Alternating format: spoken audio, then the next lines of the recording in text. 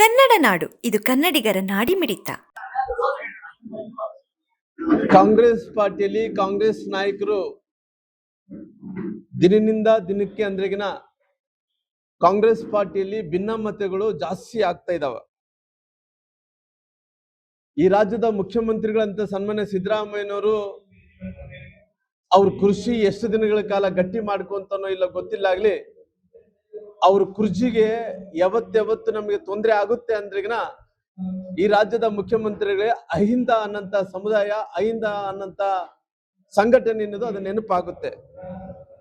ಯಾಕಂದ್ರೆ ಇವತ್ತು ರಾಜಕೀಯವಾಗಿ ನೋಡಿದಂತ ಟೈಮಲ್ಲಿ ನಾನು ಬಾಗಲಕೋಟೆಯಲ್ಲಿ ಕೂಡ ಹೇಳಿಕೆಯನ್ನು ಕೊಟ್ಟಿದ್ದೆ.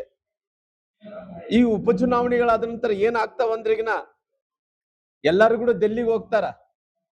ಏನ್ ಮಾದೇವಪ್ಪ ಡೆಲ್ಲಿಗೆ ಹೋಗ್ಯಾನ, ಜಾರಕಿಹೊಳಿ ಡೆಲ್ಲಿಗೆ ಹೋಗಿದಾರ.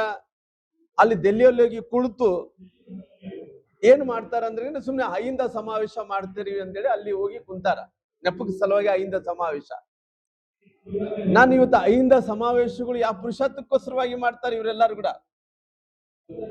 ಯಾಕಂದ್ರೆ ಹೈಕಮಾಂಡ್ ನ ಅವ್ರಿಗೆ ಪರ್ಮಿಷನ್ ಸಲುವಾಗಿ ಅಲ್ಲಿ ಹೋಗಿ ಕುಂತಾರಂತೆ. ಅಂದ್ರೆ ಇವತ್ತು ಕಾಂಗ್ರೆಸ್ಸಿನ ಪರಿಸ್ಥಿತಿ ಏನಾಗಿದೆ ಅಂದ್ರೆಗಿನ ಡೆಲ್ಲಿಗೆ ಹೋಗಿ ಬರ್ಲಿಕ್ಕೆ 2.5 ವರ್ಷ ಕಳೆದು ಬಿಟ್ಟಿರು.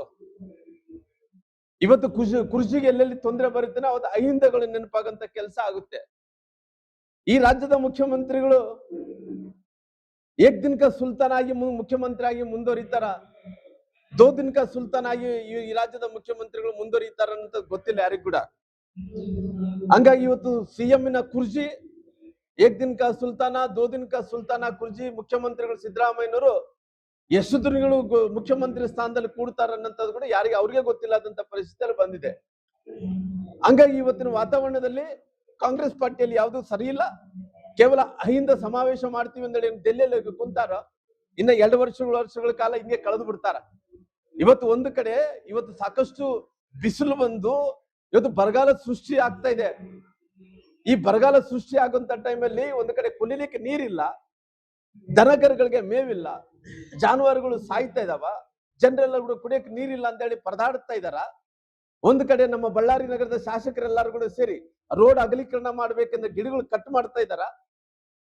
ಯಾರು ಪರ್ಮಿಷನ್ ಇಲ್ಲಾರ್ದಂತ ವೀರಾವೇಶದಿಂದ ರೋಡ್ ಅಗಲೀಕರಣ ಮಾಡ್ತೀವಿ ಅಂದೇಳಿ ಎಲ್ಲ ಗಿಡಗಳೆಲ್ಲ ಕೂಡ ನೆರಳೆಲ್ಲ ಕೂಡ ಇವತ್ತು ಕಡಿಯಂತ ಕೆಲಸ ಆಗ್ತಾ ಇದೆ. ಇವ್ರು ಕೇಳೋರು ಯಾರು, ಯಾರು ಬಿಡೋರು ಯಾರು? ಇವ್ರಿಗೆ ಎಲ್ಲರೂ ಕೂಡ ಇವ್ರಿಗೆ ಏನು ಇಲ್ಲ. ಇವತ್ತು ಏನಂದ್ರೆ ಎಷ್ಟು ದಿನಗಳ ಕಾಲ ಇರ್ತೋ ಅದು ಅಷ್ಟು ದಿನಗಳ ಕಾಲ ಈ ರಾಜ್ಯವನ್ನ ಹಾಳು ಮಾಡಿ ಹೋಗಬೇಕು. ಜನರು ಹೆಂಗೋದ್ರೆ ಏನ್ ಬೇಕಾಗೈತೆ?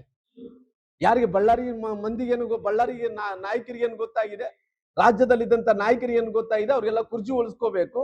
ಇವ್ರು ನೋಡಿದ್ರಿಗಿನ ಇವತ್ತು ಈ ಅಗಲೀಕರಣ ನೆಪದಲ್ಲಿ ಯಾರದೇ ಪರ್ಮಿಷನ್ ಇಲ್ಲಾರ್ದಂತೆ ಮರಗಳೆಲ್ಲ ಕೂಡ ಕಳೆದು ಇವತ್ತು ಇಷ್ಟು ಬಿಸಿಲಲ್ಲಿ ಸುಮಾರಾಗಿ 42-43 ಸೆಂಟಿಗ್ರೇಡ್ ಬಿಸಿಲಿನಲ್ಲಿ ಒಂದ್ ಕಡೆ ಪ್ರಕೃತಿಯನ್ನು ನಾಶ ಮಾಡಂತ ಕೆಲಸ ಇವತ್ತು ಎಲ್ಲರೂ ಕೂಡ ಮಾಡ್ತಾ ಇದಾರ.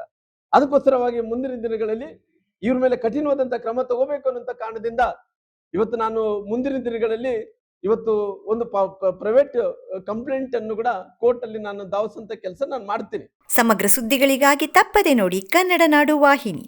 ಸಬ್ಸ್ಕ್ರೈಬ್ ಮಾಡಿಕೊಳ್ಳಲು ಕೂಡಲೇ ಪಕ್ಕದಲ್ಲಿ ಕಾಣುವ ಬೆಲ್ ಐಕಾನ್ ಕ್ಲಿಕ್ ಮಾಡಿ ನೋಟಿಫಿಕೇಶನ್ ಪಡೆಯಿರಿ.